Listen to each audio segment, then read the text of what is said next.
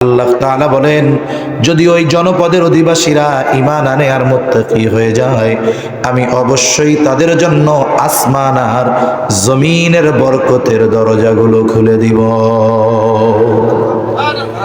একটা দেশ পরিচালনা শুরু করলো রিক্ত হস্তে, কিছুই নাই হাতে, কিন্তু 4 বছর ঘুরতে পারে নাই। এই পৃথিবীর ইকোনমি, অর্থনীতি, সারা পৃথিবীর মধ্যে জরিপ চলেছে, ওই দেশটার অর্থনীতি সবচাইতে ঊর্ধ্বমুখী। শুধু তাই না, সময়ের সাথে সাথে তারা তেলের খনি পেয়েছে। এরপরে ধ্বংসস্তূপে পরিণত হওয়া একটা দেশ এতটা আমানতদারিতার সাথে পরিচালিত হচ্ছে যে তারা গাড়ি তৈরি করতেছে, অত্যাধুনিক গাড়ি। সময়ের সাথে সাথে পৃথিবীর বিভিন্ন দেশের সাথে কূটনৈতিক সম্পর্ক বাড়তেছে, সময়ের সাথে সাথে তারা শক্তিশালী হচ্ছে, জমিনগুলো উর্বর হয়ে গেছে, উৎপাদন বেড়ে গেছে। বলে এটা হওয়ার কারণ ওরা কোরআন মানার চেষ্টা করতেছে, এই কারণে আল্লাহ তাআলা তাদেরকে বরকত দিচ্ছে। পৃথিবীর যেখানেই ব্যক্তি হোক, সমাজ হোক, পরিবার হোক, রাষ্ট্র হোক, যদি দিন যতটুকু মানবে আল্লাহ তাআলা ওই পরিমাণ নেয়ামত তাদেরকে দিবে। এখন পৃথিবীর কোন দেশ যদি 100% কোরআন সুন্নাহর আলোকে চলতে পারে, বলে তারা আল্লাহর পক্ষ থেকে 100% নেয়ামত পাবে, এ ব্যাপারে কোনো সন্দেহ নেই। তাহলে আল্লাহ তাআলা আমার আপনার নবীজির সময়, নবীজির মাধ্যমে 1 নম্বর শরীয়ত পূর্ণতার ঘোষণা, 2 নম্বর নেয়ামত, 3 নম্বর আমার আপনার নবীর মাধ্যমে আল্লাহ তাআলা নবুয়তের পূর্ণতার ঘোষণা দিয়েছেন। আল্লাহ তাআলা বলেন, মা কানা মুহাম্মাদুন আবা আহাদিম মির রিজালিকুম ওয়ালাকিন রাসূলুল্লাহি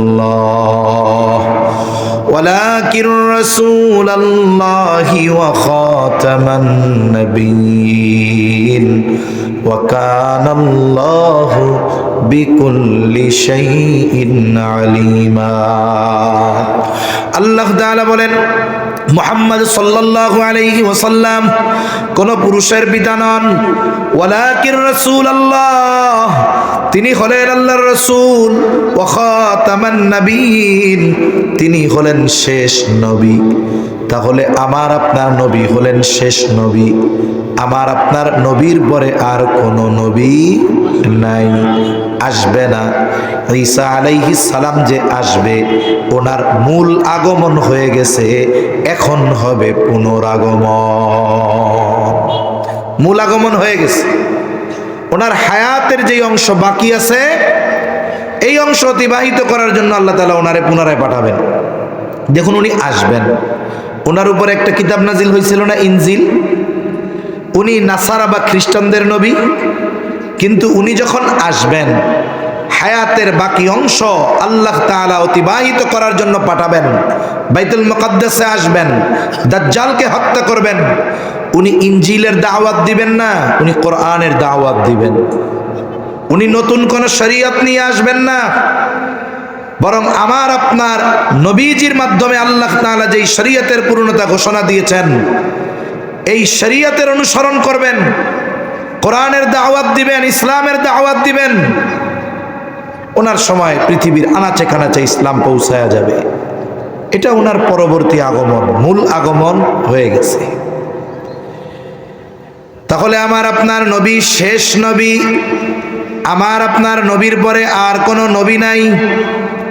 এখন কোন ব্যক্তি যদি এই ব্যাপারে সংশয় করে যে ঈসা আলাইহিস সালাম তো আবার আসবে, এই কারণে নবীর পরে নবী আছে, বলে না, এই সুযোগটা নাই। কেননা আল্লাহ তাআলার সুস্পষ্ট ঘোষণা, ওয়া খাতামান নাবিয়্যিন, তিনি শেষ নবী। শুধু তাই না, নবীজি সাল্লাল্লাহু আলাইহি ওয়াসাল্লাম বলেন, আনা খাতামুন নাবিয়্যিন লা নাবিয়্যা বা'দি,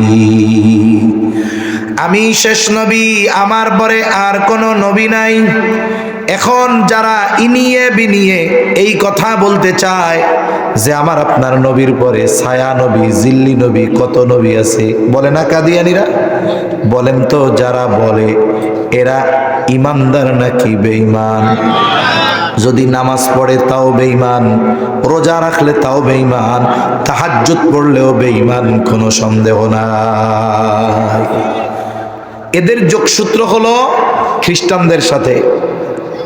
এজন্য দেখবেন কাদিয়ানীদের সব বড় বড় অফিস আরব বিশ্বের কোনো দেশে নাই, সব ইউরোপ আমেরিকা, এদের পদাচারণা বেশি।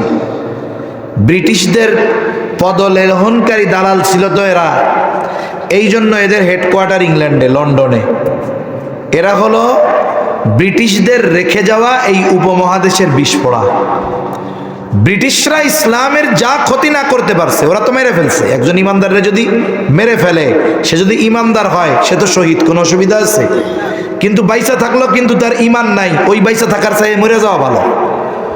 ইমানহীন হয়ে বেঁচে থাকার চাইতে ইমান সহ মরে যাওয়া ভালো। এই বিস্ফোরা দিয়ে গেছে যে এরা মানুষকে জানে মারবে না, কিন্তু ইমানে শেষ করে ফেলবে, এই দায়িত্ব দিয়ে গেছে ওদের। এজন্য এই যে আমাদের দেশ সহ কাদিয়ানি তৎপরতা শুধুমাত্র তাদের মাধ্যমে চলে না তা নয়, বরং তাদেরকে প্রত্যক্ষ পরোক্ষভাবে সর্বোচ্চ সহযোগিতা করে খ্রিস্টান মিশনারিগুলো। আমরা রাষ্ট্রীয়ভাবে এদেরকে কাফের ঘোষণার ব্যাপারে দাবি তুলি। কেন? রাষ্ট্রীয়ভাবে ঘোষণা দিলেও কাফের, না দিলেও কাফের, তবে এদের পরিচয় আলাদা করা দরকার। কেন? আমাদের সমাজে যেই সমস্ত হিন্দু ভাইয়েরা আছে, আমরা কি কোনো সময় বলি যে রাষ্ট্রীয়ভাবে এদেরকে হিন্দু ঘোষণা করতে হবে? কোনোদিন বলছি আমরা?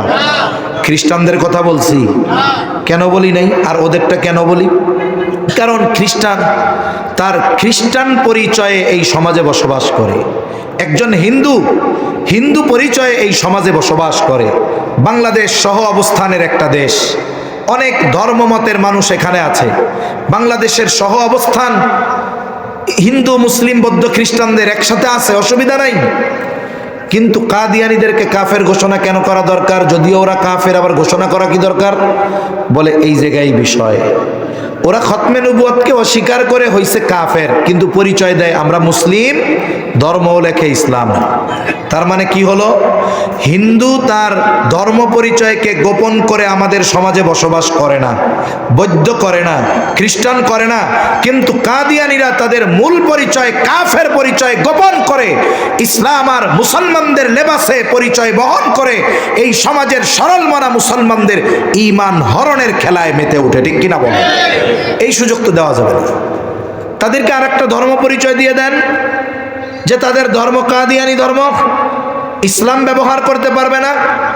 এই বাংলাদেশে তারা বসবাস করুক, আমাদের আপত্তি নেই। আজ পর্যন্ত কোনো আলেম বলে নাই যে ওদেরকে মেরে ফেলেন, দেশ থেকে বের করে দেন। বলে আমাদের দেশে যেমন অন্যান্য ধর্মের মানুষেরা রাষ্ট্রীয় সুযোগ সুবিধা, নাগরিক সুযোগ সুবিধা ভোগ করতেছে, বসবাস করতেছে, নিরাপত্তা পাচ্ছে, ওরাও পাবে, রাষ্ট্রীয় সুযোগ সুবিধা ভোগ করবে, তবে মুসলিম পরিচয় নয়, কাফের পরিচয়ে। ঠিক কিনা বলে?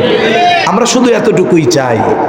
কিন্তু কিছু সুশীল মুসলমান আছে আমাদের মধ্যে, বলে হুজুর এরা যেহেতু কাফের, তাহলে সরকার ঘোষণা করুক আর না করুক, এরা তো কাফেরই, এটা নিয়ে বাড়াবাড়ি করার কি দরকার? এরকম আছে না কিছু কথা বলে?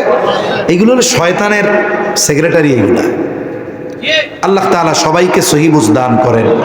তাহলে আমার আপনার নবীর মাধ্যমে আল্লাহ তাআলা নবুয়তের পূর্ণতা দিয়েছেন। 4 নাম্বার, আল্লাহ তাআলা আমার আপনার নবীজির মাধ্যমে উত্তম আখলাকের পূর্ণতা দিয়েছেন। নবীজি সাল্লাল্লাহু আলাইহি ওয়াসাল্লাম নিজে বলেন, ইন্নামা বুইসতু লিউতাম্মিমা মাকারিমাল আখলাক, আমাকে উত্তম চরিত্রে পরিপূর্ণতা প্রদানার্থে প্রেরণ করা হয়েছে। তার মানে আমার আপনার নবীজির আগে সব নবী উত্তম চরিত্রওয়ালা, কোনো সন্দেহ নাই। কিন্তু আমার আপনার নবীজি হলেন উত্তম চরিত্রে পরিপূর্ণতা দান করনেওয়ালা নবী।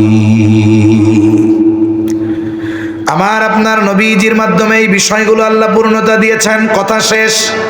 তাহলে যিনি গোটা সৃষ্টি জগতের জন্য আদর্শ হবেন, আইডল হবেন, 1 নাম্বার তিনি গোটা সৃষ্টি জগতের জন্য প্রেরিত হবেন। 2 নাম্বার তার জীবন হবে বহুমুখী জীবন, যেই জীবনে মানব জীবনের সব সমস্যার সমাধান পাওয়া যাবে। এই জন্য কোরআন তিলাওয়াতের সাথে সাথে আমাদেরকে নবীজির সিরাত পাঠ করাও জরুরি। কমপক্ষে নবীজির পূর্ণাঙ্গ একটা জীবনী গুরুত্ব সহকারে আমাদের পড়া দরকার। কিন্তু আফসোস, আমাদের অনেক মুসলমান আমরা আছি যে ছোট্ট একটা সিরাত গোটা হায়াতে পড়ি নাই, অথচ ওই নবীকে জানার চেষ্টা করি নাই যেই নবীর সুপারিশবিহীন কিয়ামতে বিচার কাজ শুরু হবে না। এটা আমাদের জন্য বড় দুর্ভাগ্যের। 3 নাম্বার, তার দ্বারা এমন কিছু পূর্ণতা আল্লাহ দিবেন যেগুলোর পূর্ণতা আগে পায় নাই। কয়েকটা বিষয় আমরা জানছি। সর্বশেষ বিষয়, সেই নবীর কাছে প্রেরিত ওহী এবং তার জীবন আদর্শ তার উম্মত, তার অনুসরণকারীদের কাছে সংরক্ষিত থাকতে হবে। আমাদের নবীর উপরে নাজিল হয়েছে যেই কিতাব, সেটার নাম কি? জোরে বলেন না। কোরআনুল কারীম। ১৫০০ বছর হয়ে গেছে। বলেন তো, এই কোরআনের একটা শব্দ, একটা আয়াত, এটা তো বহুদূর। একটা নুক্তা পরিবর্তন হয়েছে। জোরে বলেন হয়েছে। অথচ যারা বলে আমরা ঈসা আলাইহিস সালামের উম্মত, এই পৃথিবীতে এই দাবি করা লোক আছে না? আছে। যারা বলে আমরা মুসা আলাইহিস সালামের উম্মত, তাদের কাছে তাওরাত আছে? আছে? নাই। ইনজিল আছে? বলে মুসা আলাইহিস সালাম দুনিয়া থেকে যাওয়ার পর 40 বছর লাগে নাই, তাওরাতরে ওরা নিজেদের মতো বানায় নিছে। মুসা আলাইহিস সালামকে উঠায় নেওয়ার পরে অল্প কয়েক বছরের মধ্যে ইনজিল তারা নিজের মতো বানায় নিছে। কিন্তু কোরআন ১৫০০ বছর পার হয়ে গেছে, আমাদের নবীর উপরে আল্লাহ নাজিল করেছেন। পৃথিবী যদি আরো কোটি বছর থাকে, কোটি বছর, এই কোরআনের একটা নুক্তাকেও পরিবর্তন করতে পারবে। 2 নম্বর, আমাদের নবীর সিরাত, জীবন আদর্শ, জীবনী আমাদের কাছে সংরক্ষিত আছে না নাই? সুন্দরভাবে আছে। এই পৃথিবী খুঁজেন, ঈসা আলাইহিস সালামের একেবারে গ্রহণযোগ্য নির্ভুল একটা সিরাত জীবনী পাবেন না। যতটুকু পাবেন এই কোরআন হাদিস থেকেই নেওয়া লাগবে। মুসা আলাইহিস সালামের জীবনী খুঁজেন, ওদের কাছে পাবেন না। যতটুকু পাওয়া যাবে কোরআন হাদিস থেকেই তাদের বিষয়টা পাওয়া যাবে। কিন্তু আমার আপনার নবীজির ব্যাপারে আমরা কি জানি? নবীজির কথাগুলোকে মুহাদ্দিসিনে কেরাম কত সতর্কতার সাথে সংরক্ষণ করেছেন। আমরা তো আমাদের নবীকে দেখি নাই, কিন্তু আমাদের এইটা জানা আছে নবীজির চুল কয়টা পাকছিল, দাড়ি কয়টা পাকছিল, হ্যাঁ, নবীজি কেমনে হাসতেন, নবীজি কেমনে চলতেন, কি খাইতে পছন্দ করতেন। শামায়েলে তিরমিজির মধ্যে আমার আপনার নবীজির আকার আকৃতির বর্ণনা বিশদ আকারে আছে না নাই? অন্য কোন উম্মতের কাছে তারা যাই নবীর উম্মত দাবি করে, তার কিতাবও নাই, তার সিরাতও নাই, তার জীবন আদর্শ এজন্য অনুসরণ করার সুযোগও আমাদের কাছে আছে। কোরআনুল কারীম এ তো নির্ভুল, হেফাজতের দায়িত্ব আল্লাহ নিয়েছেন। আমাদের কাছে আছে নবীর জীবন আদর্শ, শুধুমাত্র বাহিরের নয়। নবীজি ঘরে কেমন ছিলেন, স্ত্রীর সাথে কেমন আচরণ করতেন, ছোট বাচ্চাদের সাথে কেমন আচরণ করতেন, নবীজি কেমনে হাঁটতেন, নবীজি কেমনে খাইতেন, নবীজি কেমনে হাসতেন, সব কিছু আমাদের কাছে সংরক্ষিত আছে না নাই? তাহলে বোঝা গেল, এই নবীকে যদি আমরা আদর্শ মানি, এই নবীর অনুসরণ যদি করি, এই নবীর অনুকরণ যদি করি, তাহলে লাইনচ্যুত পথচ্যুত হওয়ার সম্ভাবনা তো নাই। বলে এই পথ আমাকে নিয়ে যাবে সর্বশেষ সফলতার চূড়ান্ত পর্যায়ে, জান্নাতে। ঠিক কিনা বলেন? আল্লাহ তাআলা আমাদের সকলকে রাসূল আকরাম সাল্লাল্লাহু আলাইহি ওয়াসাল্লামের আদর্শের আলোকে এই হায়াত সুসজ্জিত করার তৌফিক দান করেন। সকলে বলি আমিন। আরো জোরে বলি আমিন। ওয়া আখিরু দাওয়ানা আনিল হামদুলিল্লাহি রাব্বিল আলামিন। আসসালামু আলাইকুম ওয়া রাহমাতুল্লাহি ওয়া বারাকাতুহু। সুবহানাল্লাহ। أو كما قال النبي صلى الله عليه وسلم صدق الله العلي العظيم وصدق رسوله النبي الكريم ونحن على ذلك لمن الشاهدين والشاكرين والحمد لله رب العالمين سبحانك لا علم لنا إلا ما علمتنا إنك أنت العليم الحكيم اللهم صل على محمد وعلى آل محمد كما صليت على إبراهيم وعلى آل إبراهيم إنك حميد مجيد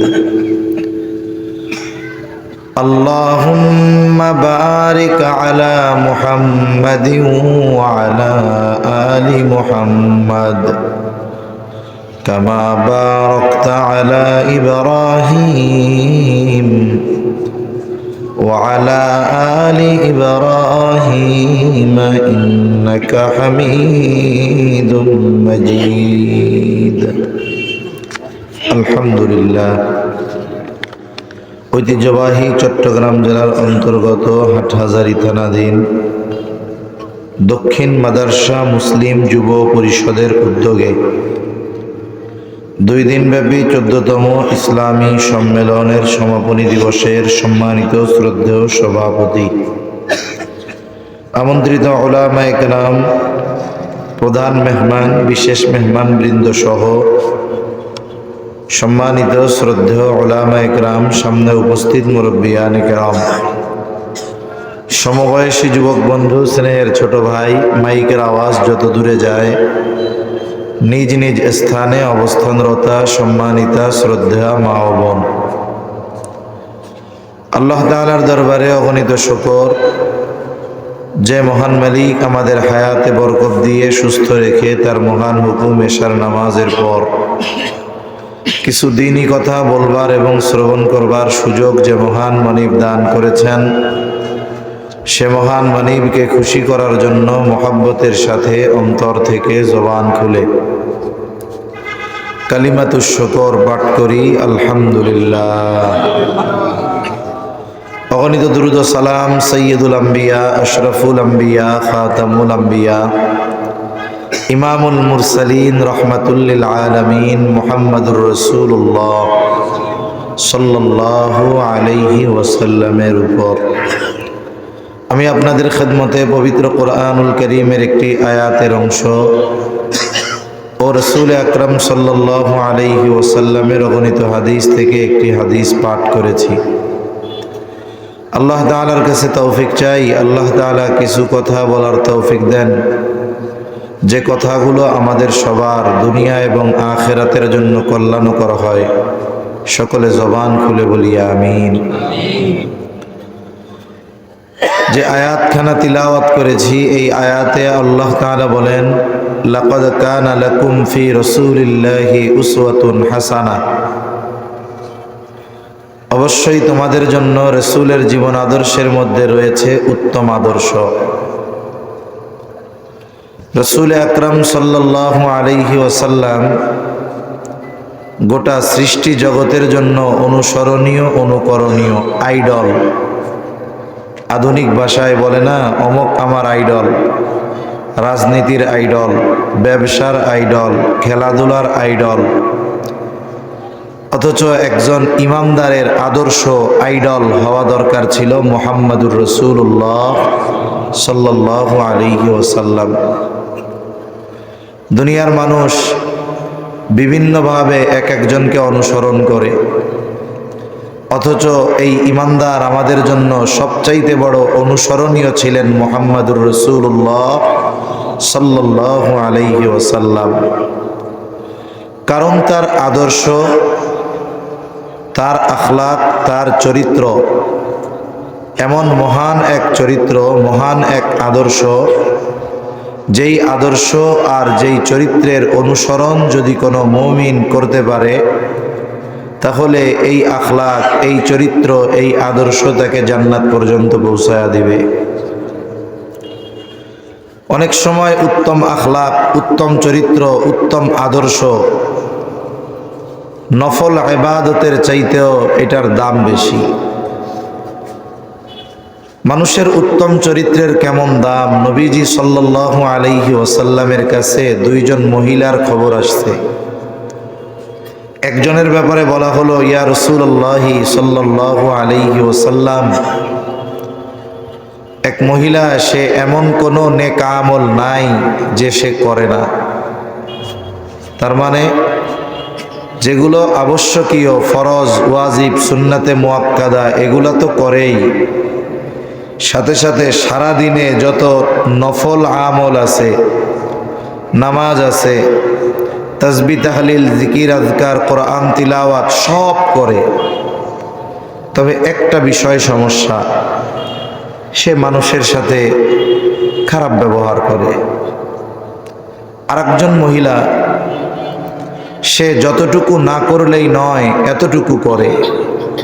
ফরজ, ওয়াজিব, সুন্নাতে মুআক্কাদা, না তার তাহাজ্জুদ, আওয়াবিন, ইশরাক, চাশতের নামাজ আছে, না তার জিকির আজগার আছে, না তার অনেক কোরআন তিলাওয়াত আছে, না তার নফল সিয়াম রোজা আছে। যা না করলেই নয় এতটুকু করে, কিন্তু প্রতিবেশী মানুষের সাথে ভালো ব্যবহার করে। কে উত্তম? নবীজি সাল্লাল্লাহু আলাইহি ওয়াসাল্লাম বললেন, যেই মহিলা মানুষের সাথে ভালো ব্যবহার করে। সুবহানাল্লাহ। ভালো ব্যবহার কে করে? যার আখলাক ভালো, যার চরিত্র ভালো। উত্তম আখলাকওয়ালা মানুষের আচার আচরণ ভালো হয়।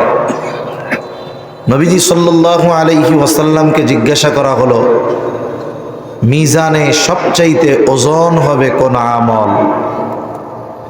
এটা গণনা করা হবে না, কত বড় এটা দেখা হবে না, বরং ওজন দেওয়া হবে।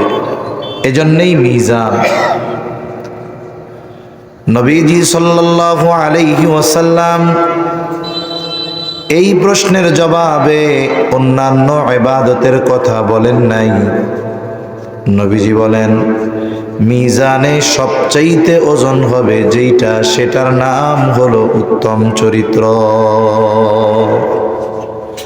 আরেকজন মানুষ, পুরুষ কিবা নারী, কেউ যদি পরিপূর্ণ উত্তম আদর্শের আলোকে আলোকিত হতে চায়, আখলাককে পরিপূর্ণ উত্তম আখলাকে পরিণত করতে চায়, রাসূল আকরাম সাল্লাল্লাহু আলাইহি ওয়াসাল্লামকে আদর্শ বা আইডল মানা ব্যতীত সম্ভব নয়।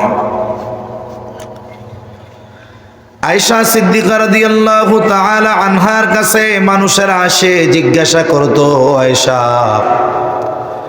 রাসূলুল্লাহ সাল্লাল্লাহু আলাইহি ওয়াসাল্লামের চরিত্রের ব্যাপারে বলেন, কেমন ছিল নবীজির চরিত্র? আয়েশা সিদ্দিকা রাদিয়াল্লাহু তাআলা আনহা তাদেরকে পাল্টা জিজ্ঞাসা করতেন, তোমরা কি কোরআন পড়ো নাই? বলে, হ্যাঁ পড়েছি। আয়েশা সিদ্দিকা রাদিয়াল্লাহু তাআলা আনহা বলতেন, কানা খুলুকুহুল কোরআন, শুনে নাও, এই কোরআনটাই হলো তার চরিত্র। তাহলে আমার আপনার নবীকে আমি আপনি যদি আদর্শ মানি, ইমানদার যদি আদর্শ বানায়, ওই চরিত্রের অনুসরণ যদি করতে পারে, নবীজির মতো হওয়া কি সম্ভব? সম্ভব না। তবে ওই চরিত্রের অনুসরণ যদি করতে পারি, তাহলে ইমানদার, তার জান্নাতে যাওয়া কে ঠেকায়? এজন্য আমাদের বুজুর্গানে দিন বলেন, আমার আপনার নবীজির চরিত্র হলো সার্বজনীন চরিত্র। যেই চরিত্রের অনুসরণ যদি কোনো বেঈমান করে, বেঈমান হয়তো ঈমান না থাকার কারণে সে জান্নাতে যেতে পারবে না, কিন্তু ওই চরিত্র অনুসরণ করার কারণে এই দুনিয়াতে সে ব্যর্থ হবে না, দুনিয়ার জীবন তার উজ্জ্বল হয়ে যাবে। কারণ নবীর অনুসরণ করা এটা কত বড় নেক কাজ। আর নবীজি সাল্লাল্লাহু আলাইহি ওয়াসাল্লাম নেক কাজের প্রতিদানের কথা বলতে গিয়ে, জানাতে গিয়া বলেন, ইমানদার যখন কোনো নেক কাজ করে, ভালো কাজ করে, আল্লাহ তাআলা ইমানদারের ভালো কাজের কিছু প্রতিদান দুনিয়ায় দেয়, আর পূর্ণ প্রতিদান আল্লাহ তাআলা আখিরাতে দিবে। পক্ষান্তরে যদি কোনো বেঈমান ভালো কাজ করে, তার যা প্রতিদান দেওয়ার আল্লাহ তাআলা দুনিয়ায় দিয়ে দিবে, কারণ আখিরাতে প্রতিদান পাওয়ার অন্যতম শর্ত হলো ঈমান। এই জন্য নবীজির চরিত্র যদি কেউ অনুসরণ করে আর সে যদি কাফের হয়, তার দুনিয়ার জীবনটা উজ্জ্বল হয়ে যাবে, দুনিয়ায় সে ভালো থাকতে পারবে। তাহলে নবীজির চরিত্র হলো সার্বজনীন এমন এক চরিত্র, আল্লাহ তাআলা এই জন্য এই চরিত্র অনুসরণ করা আমাদের জন্য জরুরি করে দিয়েছেন। এটা ছাড়া আমাদের আখিরাতে নিষ্কৃতির নাজাত পাওয়ার কোনো পথ নাই। এখন আসুন, আমার আপনার নবীজি কেন সৃষ্টি জগতের জন্য অনুসরণীয়, অনুকরণীয়? কোন ব্যক্তি যদি গোটা সৃষ্টি জগতের জন্য আইডল বা আদর্শ হতে চায়, এমন কিছু গুণ থাকা লাগে যেগুলো সে ব্যতীত অন্য কারো মধ্যে থাকবে না। আমার আপনার রব আমার আপনার নবীর ভিতরে এমন কিছু গুণ দিয়েছেন যেই বিষয়গুলো একমাত্র আমার আপনার নবীকে দিয়েছেন, গোটা সৃষ্টি জগতের আর কারো মধ্যে ওই বিষয়গুলো নাই। এক নাম্বার যেই গুণটা দরকার, যিনি গোটা সৃষ্টি জগতের সবার জন্য অনুসরণীয় হবেন, এক নাম্বার, তিনি কোনো নির্দিষ্ট জাতি, গোষ্ঠী, সম্প্রদায়ের উপরে প্রেরিত হতে পারবেন না। এমনটা হবে না যে তিনি শুধু আরবদের নবী, অনারবদের নয়। এমনটা হবে না তিনি কোনো বংশের নবী, গোত্রের নবী, বরং তিনি গোটা সৃষ্টি জগতের জন্য প্রেরিত হবেন। আমার আপনার নবীজির আগে যত নবী আসছে, কেউ ভাষা ভিত্তিক নবী, কেউ কোনো সম্প্রদায়ের জন্য নবী, কেউ কোনো এলাকার জন্য নবী। এই মানব সভ্যতার প্রথম মানব হযরত আদম আলাইহিস সালাতু ওয়াস সালাম, গোটা সৃষ্টি জগতের মানুষের পিতা। তবে উনি সব মানুষের জন্য নবী না। জলিলুল কদর পয়গম্বর খলিলুল্লাহ ইব্রাহিম আলাইহিস সালাম মুসলিম মিল্লাতের পিতা। আল্লাহ তাআলা বলেন, মিল্লাতা আবিকুম ইব্রাহিম হুয়া সাম্মাকুমুল মুসলিমিন। তিনি মুসলিম মিল্লাতের পিতা, তিনি আমাদের নাম রেখেছেন মুসলমান।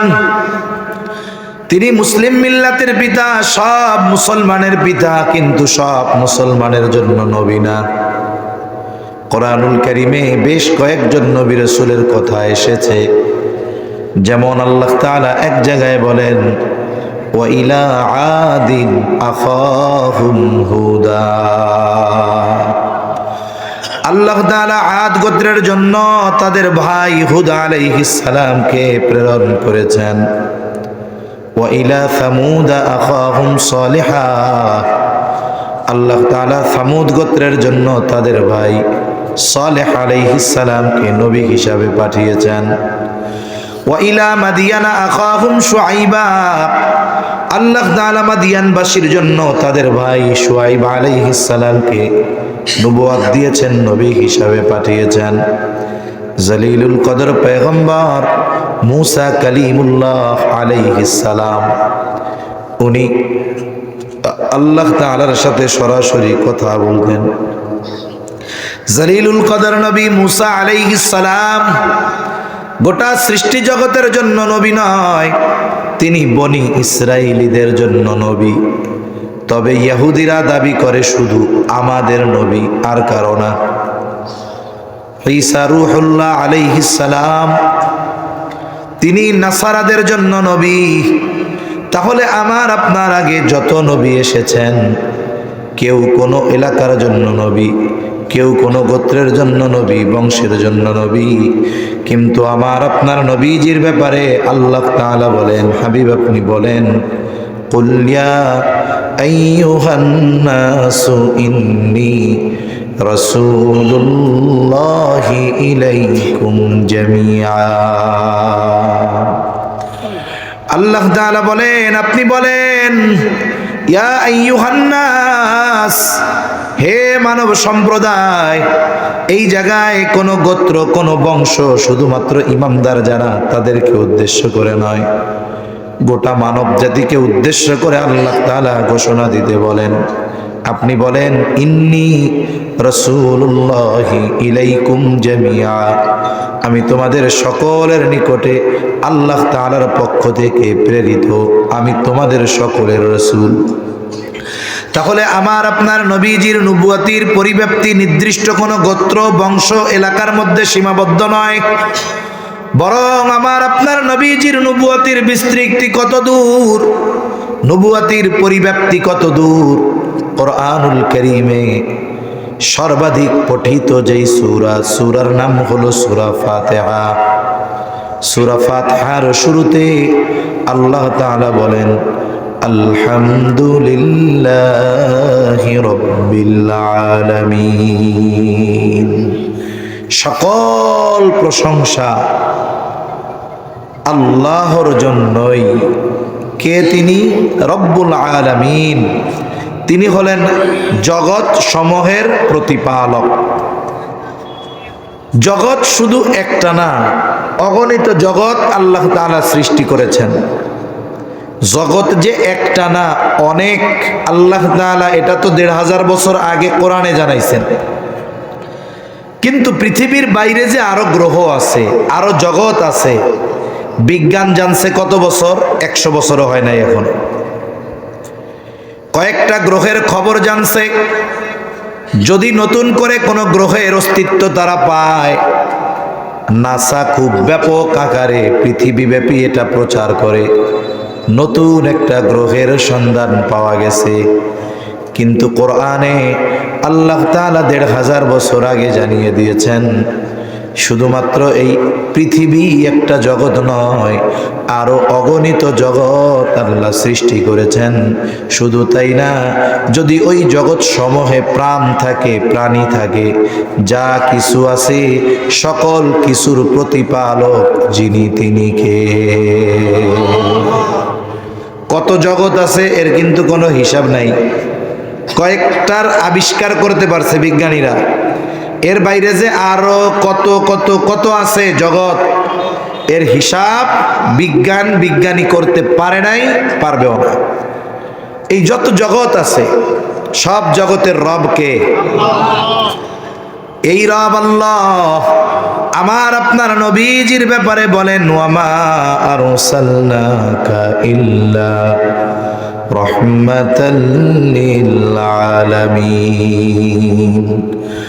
আল্লাহ তাআলা বলেন, আপনাকে আমি জগৎ সমূহের জন্য রহমত হিসেবে প্রেরণ করেছি। আল্লাহ হলেন রব্বুল আলামিন, আমার আপনার নবীজি হলেন রহমাতুল লিল আলামিন। আল্লাহ হলেন জগৎ সমূহের জন্য রব, আর আমার আপনার নবীকে বানাইছেন জগৎ সমূহের জন্য রহমত। তার মানে কি হলো? গোটা সৃষ্টি জগতে একটা ফোঁটা জায়গা নাই যেই জায়গার রব আমার আপনার আল্লাহ নয়। আছে নাকি এরকম দুই একটা ফোঁটা জায়গা? নাই। বলে তাহলে সৃষ্টি জগতে এমন একটা ফোঁটা জায়গা নাই যেই জায়গার রহমত আমার আপনার নবী নয়। যেই জায়গার রব আল্লাহ, ওই জায়গার রহমত মুহাম্মাদুর রাসূলুল্লাহ। তার মানে আমার আপনার নবীজির নবুয়তির পরিব্যাপ্তি কত দূর? বলে আল্লাহ তাআলার রুবুবিয়তের বিস্তৃতি যত দূর।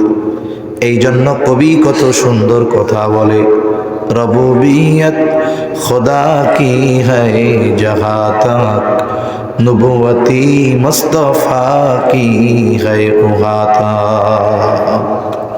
তাহলে বলেন তো, আমার আপনার নবীর মধ্যে আল্লাহ তাআলা এই গুণটাই শুধু দিয়েছেন, এই গুণটা শুধুমাত্র আমার আপনার নবীকেই দিয়েছেন, আর কাউকে দেন নাই। এই জন্য নবীজি সবার নবী, অমুসলিমের নবী, সৃষ্টি জগতের যত সৃষ্টি আছে তাদেরও নবী, যত নবী চলে গেছে দুনিয়া থেকে ওই সমস্ত নবীদেরও নবী। সুবহানাল্লাহ। তাহলে গোটা সৃষ্টি জগতের জন্য আইডল, আদর্শ, অনুসরণীয় হওয়ার জন্য এক নাম্বার যেটা দরকার, তিনি কোনো নির্দিষ্ট জাতি গোষ্ঠী এলাকার জন্য প্রেরিত হবেন না, বরং তিনি গোটা সৃষ্টি জগতের জন্য প্রেরিত হবেন। আমার আপনার নবী একমাত্র ব্যক্তি যার ব্যাপারে আল্লাহ বলেন আপনি হলেন রহমাতুল লিল আলামিন। 2 নাম্বার, তার জীবনটা হবে বহুমুখী জীবন, একমুখী জীবন নয়, বরং মানব জীবনের যত সমস্যা আছে, যত প্রয়োজন আছে সব তার সিরাতে পাওয়া যাবে। বলেন তো, একটা মানুষ যদি কষ্টে থাকে, কষ্টে এই সময় কি করবে, এটা নবীজির জীবনীতে আছে না নাই? একটা মানুষ সম্পদওয়ালা যদি হয় কি করবে, নবীজির জীবনীতে আছে না নাই? একজন মানুষ যদি রাষ্ট্রপ্রধান হয় রাষ্ট্র কিভাবে চলাবে, নবীজির সিরাতে জীবনীতে আছে না নাই? একজন মানুষ বিবাহ করবে কোন ভাবে করবে, কিভাবে করবে, নবীজির জীবনীতে আছে না নাই? বিবাহের পরে স্ত্রীর সাথে কেমন আচরণ করবে, নবীজির জীবনীতে আছে না নাই? তার মানে মানব জীবনের এমন কোনো বিষয় নাই যদি ওই বিষয়ে কোনো প্রয়োজন হয় যেটা নবীর জীবনে পাওয়া যাবে না। এমন কোনো দিক নাই যেটা নবীজির জীবনের মধ্যে নাই। মনে করেন একজন চিন্তা করছে বিবাহ শাদী করলাম, আদর্শ স্বামী হব আমি, আদর্শ স্বামী। এখন স্বাভাবিকভাবে কেউ যদি প্র্যাকটিক্যালি কোনো কিছু অর্জন করতে চায় কাউকে না কাউকে অনুসরণ করা লাগেই, এটা ব্যতীত হয় না। সব কিছু লেখাপড়া দিয়ে হয় না, অনেক কিছু অনুসরণ অনুকরণ সহবতের কারণে হয়। এখন এই ব্যক্তি চিন্তা করেছে আমি আদর্শ স্বামী হব, সে চিন্তা করছে আমি এই আদর্শ স্বামী হওয়ার ক্ষেত্রে অনুসরণ করব হযরত ঈসা আলাইহিস সালামকে। বলেন তো, সে আদর্শ স্বামী হওয়ার জন্য যদি ঈসা আলাইহিস সালামকে অনুসরণ করে, আদর্শ স্বামী হওয়া সম্ভব না। কেন নয়? বলে আল্লাহ তাআলা ওনাকে আসমানে উঠিয়ে নিয়ে যাওয়া পর্যন্ত যতদিন দুনিয়ায় ছিলেন তিনি বিবাহই করেন না। কেউ যদি চিন্তা করে আমি আদর্শ রাষ্ট্রপ্রধান হব, একজন রাষ্ট্রের প্রধান হয়েছে, সে চিন্তা করছে আমি রাষ্ট্রপ্রধান হব। এখন যদি সে চিন্তা করে কোরআনুল কারীমে মুসা আলাইহিস সালামের কথা বেশি আসছে, তাইলে এক কাজ করি, আদর্শ রাষ্ট্রপ্রধান হওয়ার জন্য মুসা আলাইহিস সালামকে আমি অনুসরণ করব। বলে সম্ভব নয়, কারণ আল্লাহ তাআলা মুসা আলাইহিস সালামকে রাজত্ব দেন নাই, শাসন ব্যবস্থার দায়িত্ব দেন নাই। কিন্তু কেউ যদি আদর্শ রাষ্ট্র পরিচালক হতে চায়, বলেন তো নবীজির অনুসরণ করলে আদর্শ রাষ্ট্র পরিচালক হওয়া যাবে কি যাবে না? যা বলেন সব হওয়া যাবে। কেউ যদি চায় আমি আদর্শ নানা হব, আদর্শ শ্বশুর হব, আদর্শ সাথী হব, আদর্শ বন্ধু হব, এক কথায় সব কিছু হওয়া সম্ভব। এমন একজন নবী আমরা পাইছি যে আমার জীবনে কোনো সমস্যা, ওই সমস্যাটার সমাধান দরকার, আর এটা নবীর জীবনীতে নাই এমনটা নয়, সব আছে। যে ব্যবসা করে সে যদি চায় আমি আদর্শ ব্যবসায়ী হব, নবীজির অনুসরণ করলে আদর্শ ব্যবসায়ী হতে পারবে। তার মানে তার জীবন হবে বহুমুখী, যেই জীবনে মানব জীবনের সব সমস্যার সমাধান পাওয়া যাবে।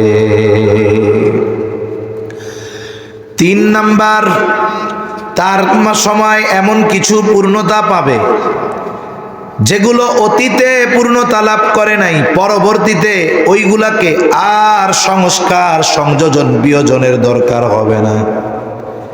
এমন কিছু বিষয়ের পূর্ণতা তার সময় তার মাধ্যমে হবে। এখন আমার আপনার নবীজির মাধ্যমে আল্লাহ তাআলা গুরুত্বপূর্ণ অনেক বিষয়ের পূর্ণতা দান করেছেন। এর মধ্যে গুরুত্বপূর্ণ কয়েকটা জানি। 1 নাম্বার, আমার আপনার নবীজির মাধ্যমে আল্লাহ তাআলা পূর্ণতা দিয়েছেন শরীয়তের। আমার আপনার নবীজির মাধ্যমে আল্লাহ পূর্ণতা দিয়েছেন নেয়ামতের। আমার আপনার নবীজির মাধ্যমে আল্লাহ তাআলা পূর্ণতা দিয়েছেন নবুয়তের। আমার আপনার নবীজির মাধ্যমে আল্লাহ তাআলা পূর্ণতা দিয়েছেন উত্তম আখলাকের। আল্লাহ তাআলা কোরআনুল কারীমের মধ্যে বলেন, আল-ইয়াওমা আকমালতু লাকুম দীনাকুম ওয়া আতমামতু আলাইকুম নি'মাতি ওয়া রাদিতু লাকুমুল ইসলাম দীনা।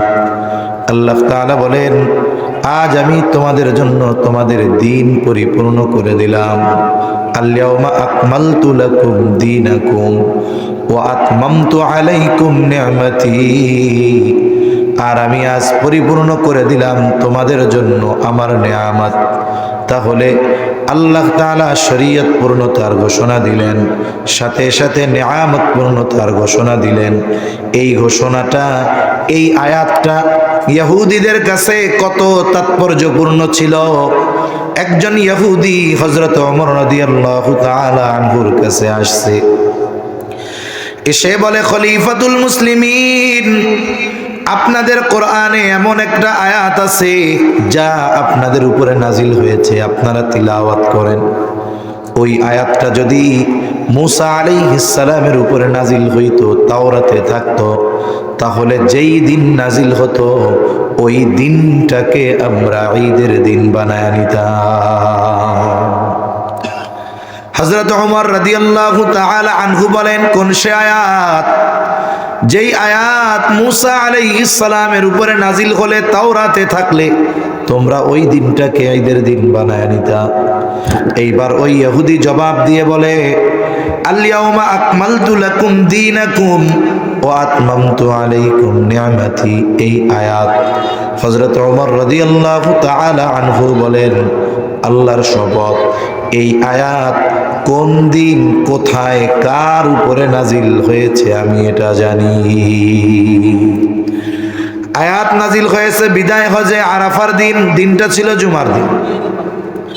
জাবালে রহমতে আমার আপনার নবীজির উপরে আল্লাহ এই আয়াত নাজিল করেছে। এই আয়াতে আল্লাহ তাআলা আমাদের দিন তথা জীবন ব্যবস্থার পূর্ণাঙ্গতার ঘোষণা দিয়েছেন। মনে রাখতে হবে, অনেকে আমরা ইসলাম বলতে বুঝি, দিন বলতে বুঝি যে শুধু মনে হয় নামাজ, রোজা, হজ, যাকাত, এই সমস্ত কিছুই মনে হয় শুধু দিন। তা না, মানব জীবনের জন্ম থেকে নিয়ে কবর, ঘর থেকে নিয়ে সংসদ, সব জায়গার সমস্যার সমাধান এই ইসলামের মধ্যে আছে না নাই? শুনুন, একটা হলো বাস্তবায়ন করা, আর একটা হলো বিশ্বাস করা। প্রথমে বিশ্বাস, এরপরে বাস্তবায়ন।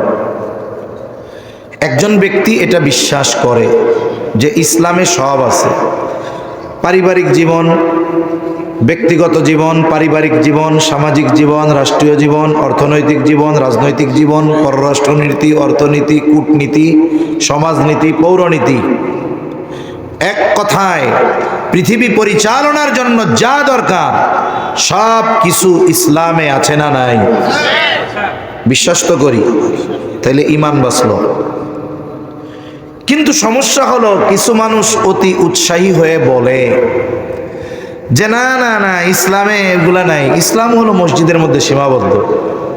ধর্ম এটা পার্সোনাল ম্যাটার, ধর্মের সাথে রাষ্ট্রের সম্পর্ক নাই, ধর্মের সাথে অর্থনীতির সম্পর্ক নাই। আমি বলি, ওই ব্যক্তি তাহাজ্জুদ যদি পড়ে ও বেঈমান, কোনো সন্দেহ নাই। একটা কথা, আমি আমল করতে পারতেছি না, এটা আমার গুনাহ, ব্যর্থতা, আল্লাহ চাইলে মাফ করতে পারে। কিন্তু আমি যদি অবিশ্বাস করি, ঈমান থাকবে না। আজীব অবস্থা। মানুষ জাগতিক এই সামান্য ক্ষমতা পাওয়ার জন্য এত কিছু করে, ইসলামকে সরাসরি ডিনাই করতে দ্বিধাদ্বন্দ্বের মধ্যে পড়ে না। একটু চিন্তা করে দেখেন, এটা ভাবার বিষয় যে আমি ইসলাম প্রতিষ্ঠা হইল না, হয় নাই, এক ব্যাপার, মানতে পারতেছি না আর এক ব্যাপার। কিন্তু আমি যদি সরাসরি আল্লাহ তাআলার এই সুস্পষ্ট কথাটাকে অস্বীকার করে বসি যে না, মানব জীবনের সব সমস্যার সমাধান ইসলামে নাই, এই কথা বলার সাথে সাথে তো তার ঈমানটাও নেই। এজন্য কথা বলার আগে ভাবতে হবে আমাদের, কথার অনেক দাম না? মুমিনের কথার অনেক দাম। কথার কত দাম! যার সাথে শরীয়তে ইসলাম দেখা হারাম করে দিয়েছে, একটা শব্দ বলার সাথে সাথে তার সাথে কত কিছুর বৈধতা হয়ে যায়। আবার যার সাথে 40-50 বছর সংসার করছে, এক কথার দ্বারা মুহূর্তের মধ্যে হারাম হয়ে যায়। কথার দাম আছে অনেক। সারা জীবন কুফরি করছে, শুধু দিল থেকে জবান দিয়ে বলছে লা ইলাহা ইল্লাল্লাহ মুহাম্মাদুর রাসূলুল্লাহ, অতীতের সব মাফ হয়ে গেছে। আবার ওই যে একটু বেশি বুঝতে গিয়া যখন বলছে এর মধ্যে এটা নাই, এই নাই, সেই নাই, এটা বলার সাথে সাথেও ঈমানটা চলে গেছে। এজন্য এই জবানের কথার অনেক দাম। এক কথায় কেউ জান্নাতি হয়, আবার একটা কথার দ্বারা কেউ জাহান্নামের অনন্তকালের বাসিন্দা হয়ে যায়। এজন্য কথা বলার সময় খুব সাবধানে বলতে হবে। তা আল্লাহ তাআলা আমার আপনার নবীজির মাধ্যমে শরীয়তের পূর্ণতা প্রদান করেছেন, দিন পূর্ণতার ঘোষণা দিয়েছেন। দিন হলো জীবন ব্যবস্থা। জীবন ব্যবস্থার যত অংশ সব কিছুর সমাধান ইসলামে আছে। কেমনে রাষ্ট্রনীতি হবে, কেমনে পৌরনীতি হবে, কেমনে ব্যবসা করবে, কি কেমনে করতে হবে, সব কিছুর সমাধান ইসলামে আছে। মানতে পারি না, হয়তো পাপ হবে, কিন্তু অবিশ্বাস করার মাধ্যমে খবরদার যেন বেঈমান না হয়ে যায়। এরপরে আল্লাহ তাআলা বলেন ওয়াতমামতু আলাইকুম নিয়ামাতি, তোমাদের জন্য আমার নেয়ামত সমূহকে পূর্ণ করে দিলাম। বুজুর্গানে দিন বলেন শরীয়ত পূর্ণতার সাথে সাথে নেয়ামত পূর্ণতার ঘোষণা আল্লাহ কেন দিলেন? আল্লাহ তাআলা কেমন যেন বোঝাতে চান, ও বান্দা, নেয়ামত যা পাও এটা অতি সামান্য, কিন্তু যদি পরিপূর্ণ শরীয়ত মানতে পারো তবেই পরিপূর্ণ নেয়ামত তোমাদের জন্য রয়েছে। পূর্ণ হয়ে গেছে, এখন শুধু কর্ম যতটুকু হবে নেয়ামত ততটুকু আসবে। যে পরিপূর্ণ শরীয়ত মানবে সে আল্লাহর পক্ষ থেকে পরিপূর্ণ নেয়ামত পাবে। তার মানে যে যতটুকু মানবে ওইটুকু পরিমাণ নেয়ামত তার জন্য বরাদ্দ হবে। আল্লাহ সুবহানাহু ওয়া তাআলা তাহলে পরিপূর্ণ শরীয়ত, পরিপূর্ণ নেয়ামত, এই দুইটার পূর্ণাঙ্গতার ঘোষণা দিয়ে পাশাপাশি উল্লেখ করেছেন। এটাও বাস্তব, যেইখানে ইসলাম পরিপূর্ণ হবে, যেই দেশে ইসলাম পরিপূর্ণ মানবে, আল্লাহ তাআলা ওই দেশে আল্লাহ প্রদত্ত নেয়ামতকে পরিপূর্ণ প্রদান করবে। এর উদাহরণ অনেক অনেক দেওয়া যাবে।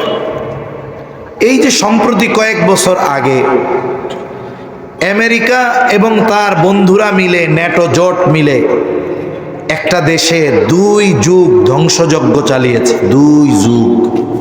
আমেরিকা একা নয়, আমেরিকা তো একা কত পাওয়ারফুল চিন্তা করেন। পৃথিবীর মানুষ বোকা, আসলে বোঝে না।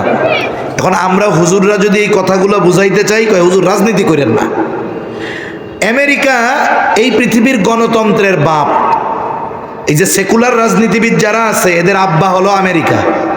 এদের আব্বাকে গোটা পৃথিবীতে গণতন্ত্রের বুলি দেয় না, গণতন্ত্র প্রতিষ্ঠা করতে হবে, গণতন্ত্র প্রতিষ্ঠা করতে হবে। এটা হলো একটা ফাঁকা বুলি, এটা একটা শব্দ, স্বার্থ হাসিলের শব্দ। এটা মানুষের অধিকার প্রতিষ্ঠার কোনো শব্দ নয়। এখন গণতন্ত্রের ফাঁকা বুলি ছাড়া এই দেশ কি করলো? একটা স্বাধীন দেশের প্রেসিডেন্ট, ভেনেজুয়েলার প্রেসিডেন্টকে রাতারাতি অপারেশন করে অপহরণ করে তুলে নিয়ে চলে গেছে। এই যে গণতন্ত্রের কথা, যেটা স্বাধীন দেশ, এ জায়গায় কেউ হস্তক্ষেপ করতে পারবে না। দেখুন এইরকম একটা দেশের প্রেসিডেন্টকে উঠায় নিয়ে গেছে। কেন? কারণ তার এখন চিন্তা, এই পৃথিবীকে শাসন করতে হলে শুধু বড় দেশ হলেই হবে না। এই পৃথিবীকে শাসন করতে হলে অন্যতম সম্পদ যেটা দরকার সেটার নাম হলো তেল। আরব দেশগুলোর চাইতে অনেক বেশি তেল ভেনেজুয়েলার মধ্যে মজুদ আছে। ওর টার্গেট কি? গণতন্ত্র মনতন্ত্র কিচ্ছু না, মূল টার্গেট হলো ওই তেল। এখন আজকের খবরে দেখলাম উনি নিজেকে ওই দেশের ভারপ্রাপ্ত প্রেসিডেন্ট ঘোষণা করছে, ভারপ্রাপ্ত প্রেসিডেন্ট ঘোষণা করছে। তা যাই হোক, ওইদিকে যেতে গেলে আমার জিওপলিটিক্সের আলোচনার দিকে যাইতে হবে, আমি ওইদিকে যাব না। তা এই আমেরিকা একা নয়, বরং ইউরোপের অধিকাংশ দেশ একজোটে ওই দেশে 22 বছর আক্রমণ চালিয়েছে। এর আগে 5 বছর ওই দেশ কোরআন সুন্নাহর আলোকে পরিচালিত হয়েছে। এটাই হলো ওদের মূল মাথা ব্যথা, মূল মাথা ব্যথা এটা। এই জন্য কি করলো, তাদেরকে ধ্বংস করে দিতে হবে, অস্তিত্বহীন করে দিতে হবে। কিন্তু যারা আল্লাহর পথে আছে তাদের জন্য দুনিয়ার সব দরজা বন্ধ হয়ে গেলেও আসমানের দরজা খোলা আছে না নাই? ওই নিরস্ত্র মানুষগুলো 22টা বছর লড়াই করেছে এই জালেমদের সাথে। 22 বছর পর ওরা চিন্তা করছে, আর যদি 5 বছর এই জায়গায় থাকি, বাস্তবিক কথা এটা, যারা এই বিষয়গুলো নিয়ে বিশ্লেষণ করেন তারা বলেছিল, যদি আর 5টা বছর আফগানিস্তানে আমেরিকা থাকতো তাইলে আমেরিকার এই সুপ্রিম পাওয়ারগিরি শেষ হয়ে যেত। কিন্তু ওরা বুঝতে পারছে এই জায়গায় আর থাকা যাবে না। কি করছে, তাদের শর্ত মেনে, কাদের 22 বছর আগে যাদের বিরুদ্ধে এরা লড়াই শুরু করেছিল তাদের শর্ত মেনে ওই আফগানিস্তান থেকে রাতের আধারে পালিয়ে যেতে বাধ্য হয়েছে। চলে গেছে। যাওয়ার সময় কি করছে, রাষ্ট্রীয় যেই ফান্ড রিজার্ভ সব নিয়ে গেছে। একেবারে রিক্ত হস্তে ধ্বংসযজ্ঞে পরিণত একটা দেশ তুলে দিয়ে গেছে একদল মোল্লার হাতে। চিন্তা করছে, দাড়ি টুপিওয়ালা হুজুর এরা আর কি পারবে, মসজিদে নামাজ কালাম পড়াবে, এই তো রাষ্ট্রের কোনো রিজার্ভ নাই, ডলার নাই, সব স্থাপনাগুলো ধ্বংস। এই কয়দিন থাকার পরেই মানুষ আবার বলবে আগেই ভালো ছিলাম, বুঝেন নাই? কিন্তু এই দায়িত্ব তো এমন মানুষদের হাতে গেছে যারা সর্বাত্মক প্রচেষ্টা করতেছে আল্লাহর দ্বীন প্রতিষ্ঠা করার, ঠিক কিনা বলেন? এখন তারা যেই রবের দ্বীন প্রতিষ্ঠার চেষ্টা করতেছে সেই রবের সাহায্য তাদের উপরে আছে না? আছে। এই মানুষগুলো তো ঈমান আর তাকওয়ার দিক দিয়ে আপার ক্লাসের মানুষ। এজন্য আল্লাহ তাআলার ওয়াদা, ওয়ালাউ আন্না আহলাল কুরা আমানু ওয়াত্তাকাউ লাফাতাহনা আলাইহিম বারাকাতিম মিনাস সামাই ওয়াল আরদ। আল্লাহ তাআলা বলেন, যদি ওই জনপদের অধিবাসীরা ঈমান আনে আর মুত্তাকি হয়ে যায়, আমি অবশ্যই তাদের জন্য আসমান আর জমিনের বরকতের দরজাগুলো খুলে দিব। একটা দেশ পরিচালনা শুরু করলো রিক্ত হস্তে, কিছুই নাই হাতে, কিন্তু 4 বছর ঘুরতে পারে নাই। এই পৃথিবীর ইকোনমি, অর্থনীতি, সারা পৃথিবীর মধ্যে জরিপ চলেছে, ওই দেশটার অর্থনীতি সবচাইতে ঊর্ধ্বমুখী। শুধু তাই না, সময়ের সাথে সাথে তারা তেলের খনি পেয়েছে। এরপরে ধ্বংসস্তূপে পরিণত হওয়া একটা দেশ এতটা আমানতদারিতার সাথে পরিচালিত হচ্ছে যে তারা গাড়ি তৈরি করতেছে, অত্যাধুনিক গাড়ি। সময়ের সাথে সাথে পৃথিবীর বিভিন্ন দেশের সাথে কূটনৈতিক সম্পর্ক বাড়তেছে, সময়ের সাথে সাথে তারা শক্তিশালী হচ্ছে, জমিনগুলো উর্বর হয়ে গেছে, উৎপাদন বেড়ে গেছে।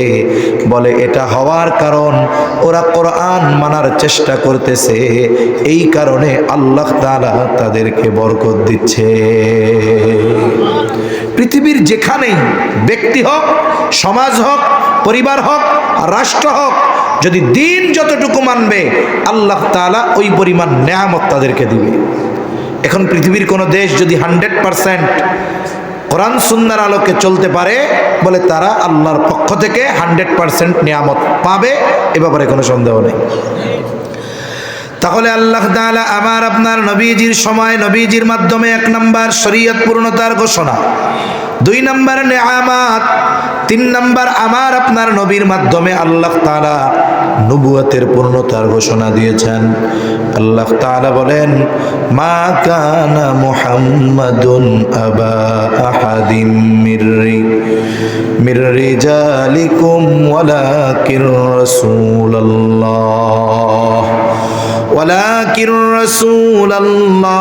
ওয়া খাতামান নাবিয়্যিন ওয়া কানাল্লাহু বিকুল্লি শাইইন আলিমা। আল্লাহ তাআলা বলেন, মুহাম্মদ সাল্লাল্লাহু আলাইহি ওয়াসাল্লাম কোন পুরুষের পিতা নন, ওয়ালাকিন রাসূলুল্লাহ, তিনি হলেন আল্লাহর রাসূল, ওয়া খাতামান নাবিয়্যিন, তিনি হলেন শেষ নবী।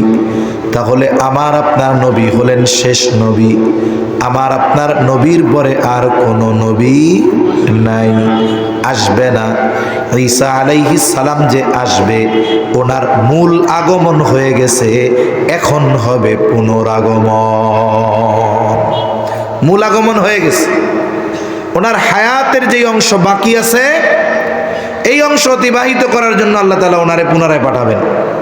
দেখুন, উনি আসবেন, ওনার উপরে একটা কিতাব নাজিল হয়েছিল না, ইনজিল। উনি নাসারা বা খ্রিস্টানদের নবী, কিন্তু উনি যখন আসবেন, হায়াতের বাকি অংশ আল্লাহ তাআলা অতিবাহিত করার জন্য পাঠাবেন।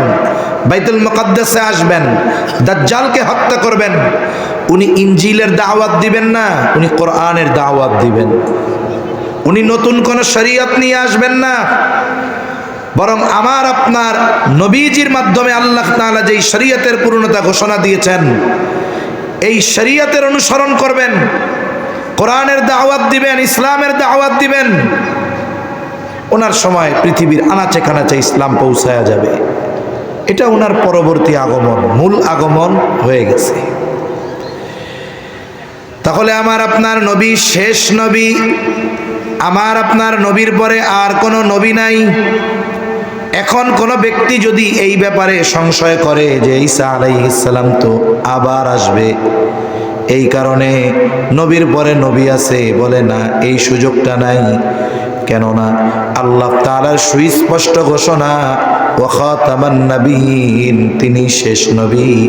শুধু তাই না, নবীজি সাল্লাল্লাহু আলাইহি ওয়াসাল্লাম বলেন, আনা খাতামুন নাবিয়্যিন লা নাবিয়্যা বা'দি, আমি শেষ নবী, আমার পরে আর কোনো নবী নাই। এখন যারা ইনিয়ে বিনিয়ে এই কথা বলতে চায় যে আমার আপনার নবীর পরে ছায়া নবী, জিল্লি নবী, কত নবী আছে, বলে না কাদিয়ানীরা? বলেন তো, যারা বলে এরা ইমানদার নাকি বেঈমান? যদি নামাজ পড়ে তাও বেঈমান, রোজা রাখলে তাও বেঈমান, তাহাজ্জুদ পড়লেও বেঈমান, কোনো সন্দেহ নাই। এদের যোগসূত্র হলো খ্রিস্টানদের সাথে। এজন্য দেখবেন কাদিয়ানীদের সব বড় বড় অফিস আরব বিশ্বের কোনো দেশে নাই, সব ইউরোপ আমেরিকা, এদের পদাচারণা বেশি। ব্রিটিশদের পদলেহনকারী দালাল ছিল তো এরা, এই জন্য এদের হেডকোয়ার্টার ইংল্যান্ডে, লন্ডনে। এরা হলো ব্রিটিশদের রেখে যাওয়া এই উপমহাদেশের বিস্ফোরা। ব্রিটিশরা ইসলামের যা ক্ষতি না করতে পারছে ওরা তো মেরে ফেলছে। একজন ইমানদাররে যদি মেরে ফেলে, সে যদি ইমানদার হয়, সে তো শহীদ, কোনো অসুবিধা আছে? কিন্তু বাইসা থাকলো, কিন্তু তার ইমান নাই, ওই বাইসা থাকার চাইতে মরে যাওয়া ভালো। ইমানহীন হয়ে বেঁচে থাকার চাইতে ইমান সহ মরে যাওয়া ভালো। এই বিস্ফোরা দিয়ে গেছে যে এরা মানুষরা জানে মারবে না, কিন্তু ইমানে শেষ করে ফেলবে, এই দায়িত্ব দিয়ে গেছে ওদের। এজন্য এই যে আমাদের দেশ সহ কাদিয়ানি তৎপরতা শুধুমাত্র তাদের মাধ্যমে চলে না তা নয়, বরং তাদেরকে প্রত্যক্ষ পরোক্ষভাবে সর্বোচ্চ সহযোগিতা করে খ্রিস্টান মিশনারিগুলো। আমরা রাষ্ট্রীয়ভাবে এদেরকে কাফের ঘোষণার ব্যাপারে দাবি তুলি। কেন? রাষ্ট্রীয়ভাবে ঘোষণা দিলেও কাফের, না দিলেও কাফের, তবে এদের পরিচয় আলাদা করা দরকার। কেন? আমাদের সমাজে যেই সমস্ত হিন্দু ভাইয়েরা আছে, আমরা কি কোনো সময় বলি যে রাষ্ট্রীয়ভাবে এদেরকে হিন্দু ঘোষণা করতে হবে? কোনোদিন বলছি আমরা? খ্রিস্টানদের কথা বলছি? কেন বলি নাই? আর ওদেরটা কেন বলি? কারণ খ্রিস্টান তার খ্রিস্টান পরিচয়ে এই সমাজে বসবাস করে, একজন হিন্দু পরিচয়ে এই সমাজে বসবাস করে। বাংলাদেশ সহ অবস্থানের একটা দেশ, অনেক ধর্মমতের মানুষ এখানে আছে। বাংলাদেশের সহ অবস্থান হিন্দু, মুসলিম, বৌদ্ধ, খ্রিস্টানদের একসাথে আছে, অসুবিধা নাই। কিন্তু কাদিয়ানীদেরকে কাফের ঘোষণা কেন করা দরকার? যদিও ওরা কাফের, আবার ঘোষণা করা কি দরকার? বলে এই জায়গায় বিষয়, ওরা খতমে নবুয়তকে অস্বীকার করে হইছে কাফের, কিন্তু পরিচয় দেয় আমরা মুসলিম, ধর্মও লেখে ইসলাম। তার মানে কি হলো? হিন্দু তার ধর্ম পরিচয়কে গোপন করে আমাদের সমাজে বসবাস করে না, বৌদ্ধ করে না, খ্রিস্টান করে না, কিন্তু কাদিয়ানীরা তাদের মূল পরিচয়, কাফের পরিচয় গোপন করে ইসলাম আর মুসলমানদের লেবাসে পরিচয় বহন করে এই সমাজের সরল মনা মুসলমানদের ঈমান হরণের খেলায় মেতে উঠে। ঠিক কিনা বলেন? এই সুযোগ তো দেওয়া যাবে না। তাদেরকে আর একটা ধর্ম পরিচয় দিয়ে দেন যে তাদের ধর্ম কাদিয়ানী ধর্ম, ইসলাম ব্যবহার করতে পারবে না। এই বাংলাদেশে তারা বসবাস করুক, আমাদের আপত্তি নাই। আজ পর্যন্ত কোনো আলেম বলে নাই যে ওদেরকে মেরে ফেলেন, দেশ থেকে বের করে দেন। বলে আমাদের দেশে যেমন অন্যান্য ধর্মের মানুষেরা রাষ্ট্রীয় সুযোগ সুবিধা, নাগরিক সুযোগ সুবিধা ভোগ করতেছে, বসবাস করতেছে, নিরাপত্তা পাচ্ছে, ওরাও পাবে, রাষ্ট্রীয় সুযোগ সুবিধা ভোগ করবে, তবে মুসলিম পরিচয় নয়, কাফের পরিচয়ে। ঠিক কিনা বলে? আমরা শুধু এতটুকুই চাই। কিন্তু কিছু সুশীল মুসলমান আছে আমাদের মধ্যে, বলে হুজুর এরা যেহেতু কাফের, তাহলে সরকার ঘোষণা করুক আর না করুক, এরা কিন্তু কাফেরই, এটা নিয়ে বাড়াবাড়ি করার কি দরকার? এরকম আছে না কিছু কথা বলে। এগুলো হলো শয়তানের সেক্রেটারি এগুলা। আল্লাহ তাআলা সবাইকে সহি বুঝ দান করেন। তাহলে আমার আপনার নবীর মাধ্যমে আল্লাহ তাআলা নবুয়তের পূর্ণতা দিয়েছেন। 4 নম্বর, আল্লাহ তাআলা আমার আপনার নবীজির মাধ্যমে উত্তম আখলাকের পূর্ণতা দিয়েছেন। নবীজি সাল্লাল্লাহু আলাইহি ওয়াসাল্লাম নিজে বলেন, ইন্নামা বুইসতু লিউতাম্মিমা মাকারিমাল আখলাক, আমাকে উত্তম চরিত্রে পরিপূর্ণতা প্রদানার্থে প্রেরণ করা হয়েছে। তার মানে আমার আপনার নবীজির আগে সব নবী উত্তম চরিত্রওয়ালা, কোনো সন্দেহ নাই। কিন্তু আমার আপনার নবীজি হলেন উত্তম চরিত্রে পরিপূর্ণতা দান করনেওয়ালা নবী। আমার আপনার নবীজির মাধ্যমে এই বিষয়গুলো আল্লাহ পূর্ণতা দিয়েছেন। কথা শেষ। তাহলে যিনি গোটা সৃষ্টি জগতের জন্য আদর্শ হবেন, আইডল হবেন, 1 নাম্বার তিনি গোটা সৃষ্টি জগতের জন্য প্রেরিত হবেন। 2 নাম্বার তার জীবন হবে বহুমুখী জীবন, যেই জীবনে মানব জীবনের সব সমস্যার সমাধান পাওয়া যাবে। এই জন্য কোরআন তিলাওয়াতের সাথে সাথে আমাদেরকে নবীজির সিরাত পাঠ করাও জরুরি। কমপক্ষে নবীজির পূর্ণাঙ্গ একটা জীবনী গুরুত্ব সহকারে আমাদের পড়া দরকার। কিন্তু আফসোস, আমাদের অনেক মুসলমান আমরা আছি যে ছোট্ট একটা সিরাতও গোটা হায়াতে পড়ি নাই, অথচ ওই নবীকে জানার চেষ্টা করি নাই যেই নবীর সুপারিশবিহীন কিয়ামতে বিচার কাজ শুরু হবে না। এটা আমাদের জন্য বড় দুর্ভাগ্যের। 3 নাম্বার, তার দ্বারা এমন কিছু পূর্ণতা আল্লাহ দিবেন যেগুলোর পূর্ণতা আগে পায় নাই। কয়েকটা বিষয় আমরা জানছি। সর্বশেষ বিষয়, সেই নবীর কাছে প্রেরিত ওহী এবং তার জীবন আদর্শ তার উম্মত, তার অনুসরণকারীদের কাছে সংরক্ষিত থাকতে হবে। আমাদের নবীর উপরে নাজিল হয়েছে যেই কিতাব, সেটার নাম কি? জোরে বলেন না। কোরআনুল কারীম। 1500 বছর হয়ে গেছে। বলেন তো, এই কোরআনের একটা শব্দ, একটা আয়াত, এটা তো বহুদূর, একটা নুক্তা পরিবর্তন হয়েছে। জোরে বলেন হয়েছে।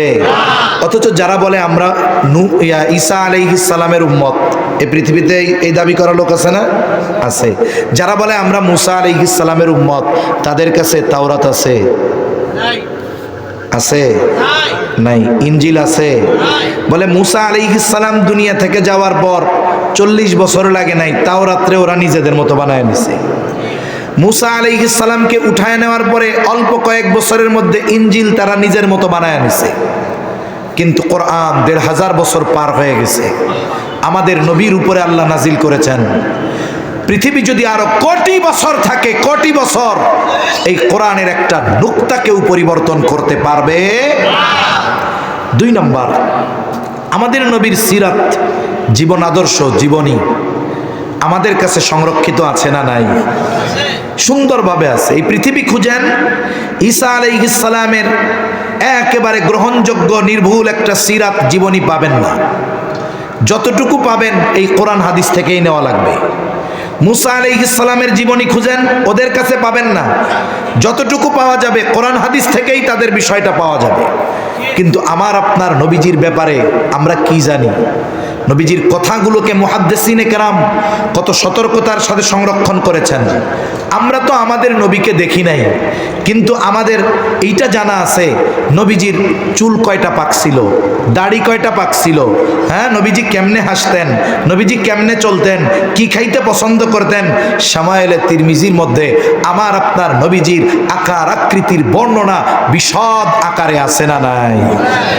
অন্য কোন উম্মতের কাছে তারা যাই নবীর উম্মত দাবি করে তার কিতাবও নাই, তার সিরাতও নাই, তার জীবন আদর্শ এজন্য অনুসরণ করার সুযোগও আমাদের কাছে আছে। কোরআনুল কারীম এ তো নির্ভুল, হেফাজতের দায়িত্ব আল্লাহ নিয়েছেন। আমাদের কাছে আছে নবীর জীবন আদর্শ, শুধুমাত্র বাহিরের নয়, নবীজি ঘরে কেমন ছিলেন, স্ত্রীর সাথে কেমন আচরণ করতেন, ছোট বাচ্চাদের সাথে কেমন আচরণ করতেন, নবীজি কেমনে হাঁটতেন, নবীজি কেমনে খাইতেন, নবীজি কেমনে হাসতেন, সব কিছু আমাদের কাছে সংরক্ষিত আছে না নাই?